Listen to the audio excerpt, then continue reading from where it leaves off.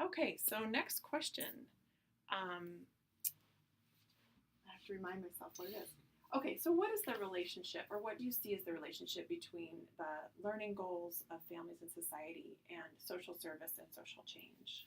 Well, so the Families and Society cluster is housed in the Child and Family Studies program, which is housed administratively in the School of Social Work. And sort of at each level, the Child and Family Studies major has a primary learning outcome that's related to assuming the role of a change agent. University Studies has a goal that is related to ethics and social responsibility. The campus-wide learning outcomes have to do with, ethics and social responsibility. Certainly, the cluster has a very similar kind of anchoring or underlying sort of learning outcome. And so for us, the relationship is quite clear, and it runs through all of our courses. That we sort of our field of practice starts from a presumption that the world doesn't work as well as the world could work, and certainly doesn't work equitably for all people.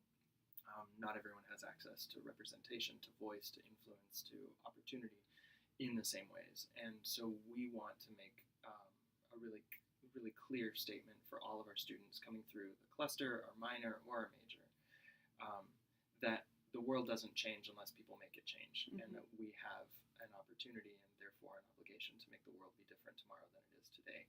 So community-based learning is a component of that. In the major, we require a practicum. In the minor, we require an internship or a community-based change action, like through a capstone. So sort of across the board, we want to see that students are out in the world, participating, volunteering, working in agencies and organizations that are supporting children, youth, and families in living in a world that we would all want to be living in, rather than the world that some of us are having to be living in right now. And you mentioned in the previous video that part of the underlying idea is that society doesn't work for families, or doesn't. Right. Maybe could you say a little bit more about that? Yeah, we can see lots of different examples of the ways in which society, social structures, social policies, social systems in the United States are not set up to advantage or to really support families. We see, for instance, family leave policies that privatize caregiving and leave parents in a position where they have to make sometimes really difficult decisions between making an income for their households and providing for the emotional and affective care of their children. We see something similar in terms of how caregiving happens for elders, right? There's not an assumption that the state or that the larger social policy arena should be providing for the well-being of elders. Families are meant to do that. So that works to varying degrees. That works-ish if families have access to the resources to do that. And not just the financial resources, but the human resources also, the skills, the knowledge.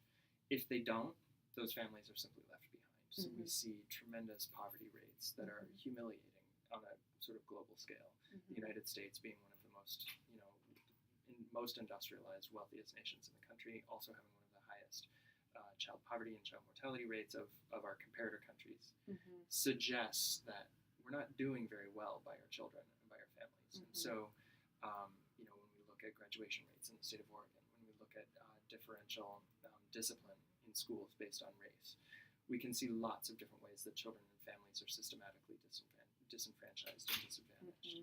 So we really want to see that our students are not only able in the classroom to recognize those things sort of academically, cognitively, but then go out into the world and participate in their resolution, participate in changing those systems in some way. I'm glad that you broke down this idea of society. My students are often talking about society and the problems of society, and I appreciate that you are further defining that to systems, policies, and I think there was one other, institutions, right? And that's really what we're talking about when we talk about families and society. And attitudes. I mean, and definitely attitudes. Also attitudes and stigma. Values. One of the things that I really struggle with as a teacher is when students say, society wants us to do this, or society tells us that.